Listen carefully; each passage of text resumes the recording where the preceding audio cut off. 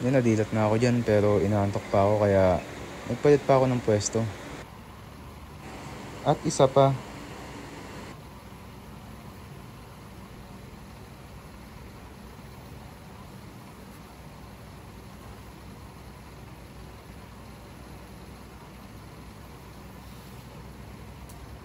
a life as a civil engineering student.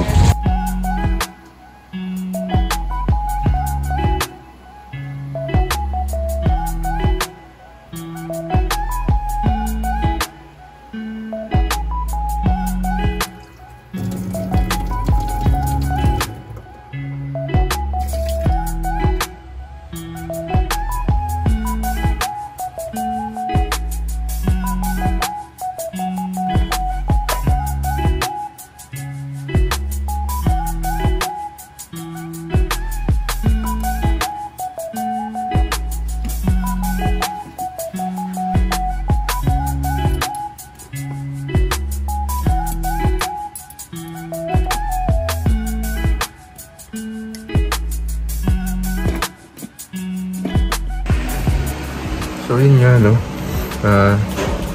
Nakita naman natin yung mga pinagawa ko kanina.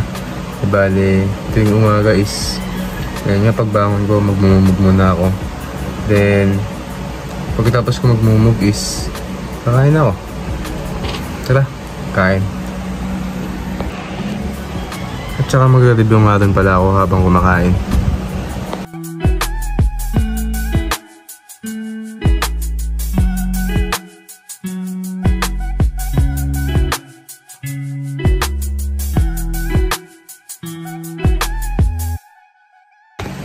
So yun na nga, no? Tapos na natin mag-review. Kaya ang next natin na gagawin ay may ligo na. Yun na nga, umaga, no? Baka malate na ako nyan pag di pa ako naligo. So, yeah. So yun na nga, no? Tapos na ako maligo and kailangan ko na lang mag-prepare ng gamit and magbihis.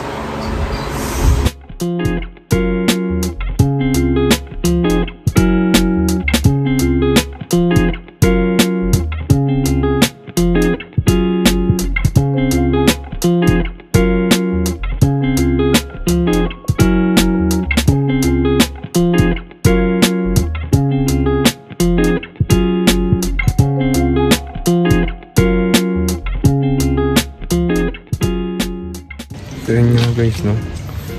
Ready na tayo para sa school.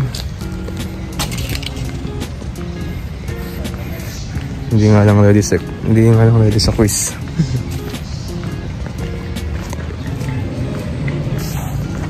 Di bali kapag magkukumute ako is nakakatatlong sakay ako. Tricycle, tapos 2 jeep. Kaya ngayon una yung tricycle.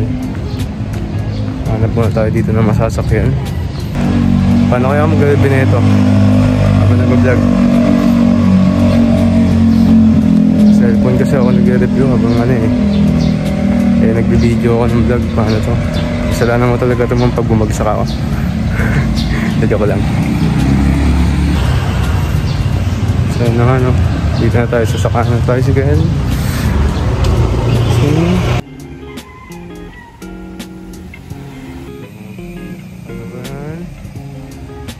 Guys, ready pa ako habang nasa biyahe. Diba ang galing? Sabi magre-review. Pero tignan mo, nagre-record ako ngayon.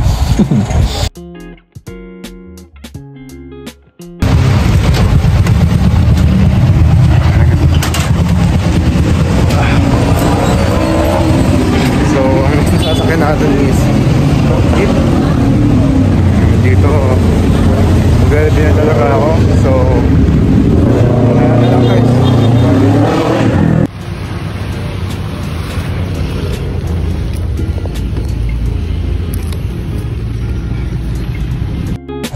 Ano ulit sabi ko kanina? Magre-review. Pero tignan mo naman, nag-record pa din. So nakababa na tayo sa may pangalawang jeep. Sasakay naman tayo sa pangalawang jeep yung sinasakyan ko. Late na ako. Late na ako. Dito, nakarating na ako sa my school. And sabi nga nila, pag late ka, enjoy the moment. So yan, ina-enjoy ko na.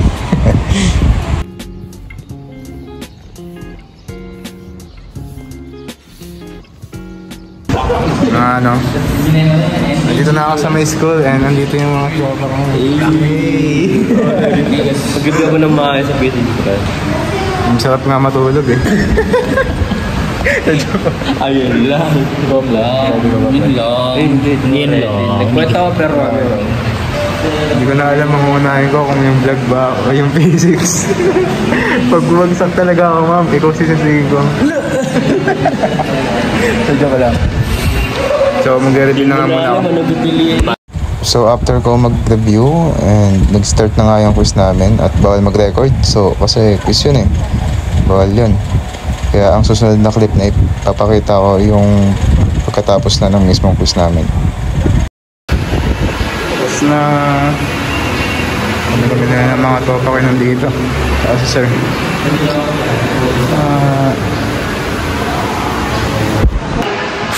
Sorry na nga. Tapos na nga po ang aking pagdadusa. So, okay na. Tapos na yung quiz. Ang next na gagawin naman is take ng notes sa MFP. Either sa Balays or sa study room. Itong building. Was. Dito mga tropa pala kumain. Para kahit ano, overload ang utak namin. Meron din kami laman sa tiyan. Yes, go. Todo pre.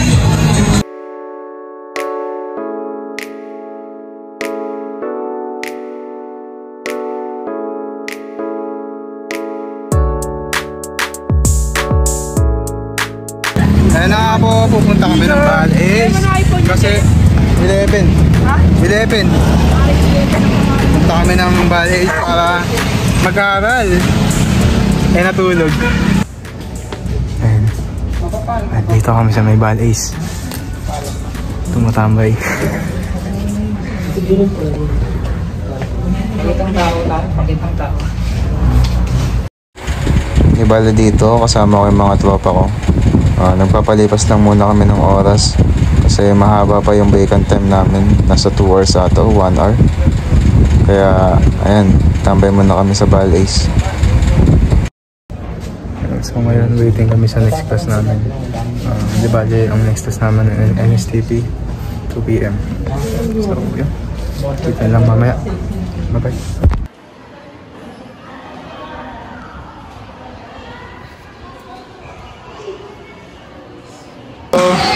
Ayan ka pala yung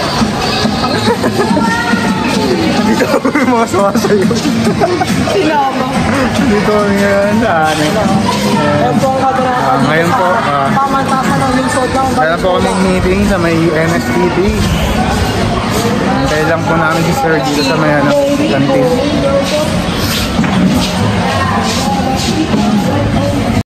Di bale dito, waiting na lang kami sa may teacher namin for next subject. 10 minutes na lang ata, mag-start na ng subject na. Hello guys, so andito na yung teacher namin na hinihintay. Si Sir James. Kaya pupunta na kami sa office para mag-meeting. Para sa may narrative reports and NSTP. Yan. Dito namin sa loob. So, mamaya na lang guys. Tapos na meeting. Bye bye. Let's go. Makakauwi na tayo. Dito, gusto ko na umuwi yan. Yung part na yan. Kasi marami pa akong gagawin. Kaya gusto ko na talaga umuwi.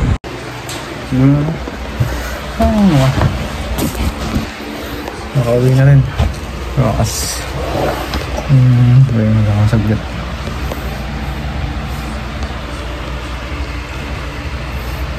Dito, wala akong masabi kasi pagod na talaga ako eh.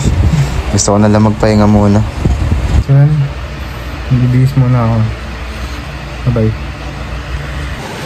Yun. So, this time, tapos na ako mag-DS. And naka-ready na ako para mag-sort ng mga notes na ipapasa sa Monday. Ay, no. Krampa more.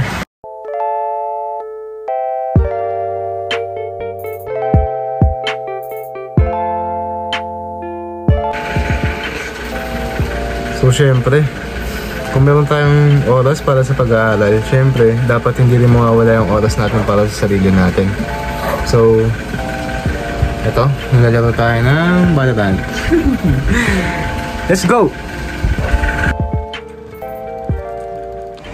So, as a civil engineering student, inaamin ko na mahirap nga yung kursong napili namin.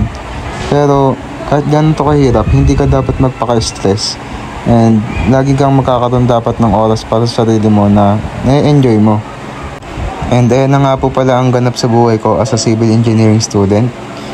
At ayan, maraming salamat sa panonood ng aking video. At wala akong magiging auto dito kaya kakat ko na lang. Bye-bye! Pre, anong expected score mo sa quiz sa physics? 90!